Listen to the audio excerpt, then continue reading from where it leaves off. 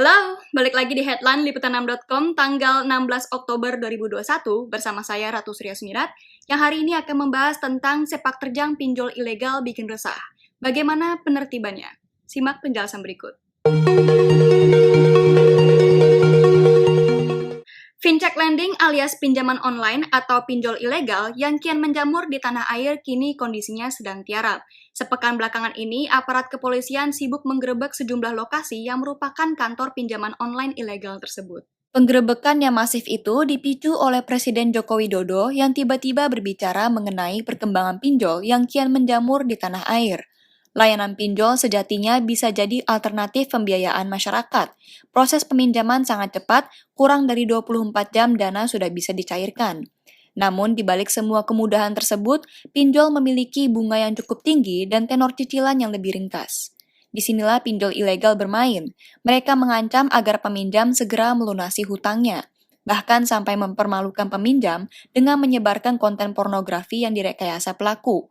Apalagi pinjol ilegal sudah mengantongi identitas lengkap si peminjam.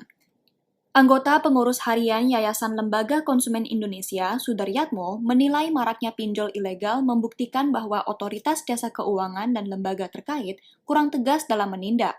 Oleh karena itu, pendekatan pengawasannya harus diubah.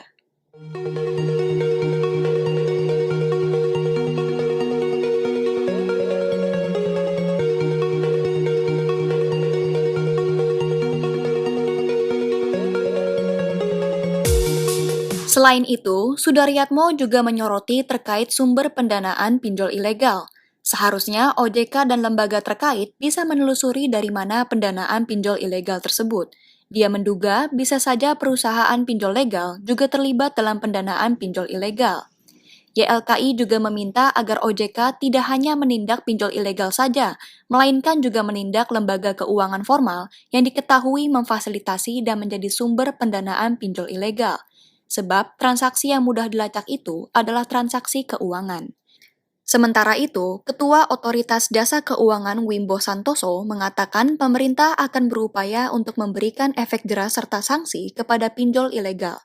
Dia mengatakan OJK bersama Kapolri, Kementerian Komunikasi dan Informatika, Gubernur Bank Indonesia, dan Menteri UMKM telah memiliki kesepakatan untuk memberantas semua pinjol yang ilegal, salah satunya dengan menutup platform pinjol ilegal.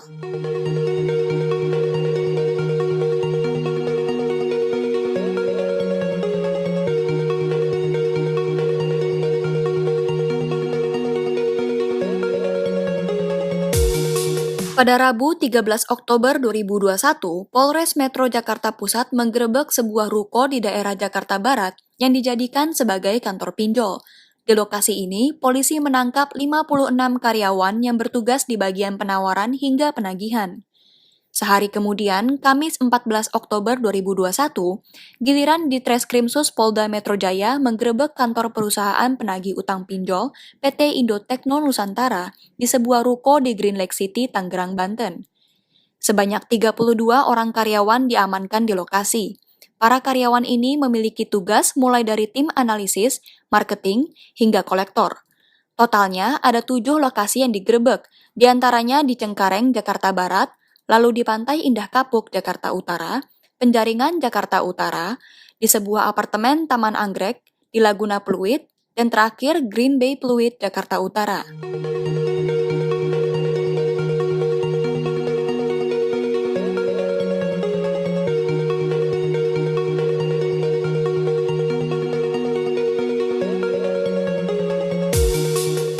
Selain itu, Kapolda Metro Jaya Irjen Pol Fadil Imron telah membentuk tim khusus untuk menangani berbagai kasus pinjaman online ilegal yang meresahkan masyarakat. Tim khusus tersebut akan terus melakukan penyelidikan dan menindak tegas pinjol ilegal. Kepolisian juga akan terus memberikan edukasi kepada masyarakat agar tidak mudah tergiur tawaran pinjaman online ilegal. Polda Metro Jaya juga akan meningkatkan patroli siber dengan sasaran aplikasi pinjol ilegal.